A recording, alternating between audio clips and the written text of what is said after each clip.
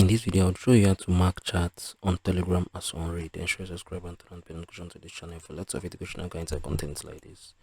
Now, if for any reasons you want to do this, right? Let's say someone messaged you and you read the message, right? And like you don't want to open it again.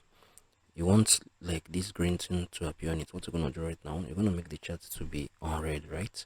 What you're gonna do? Let me see. You can see this chat right now.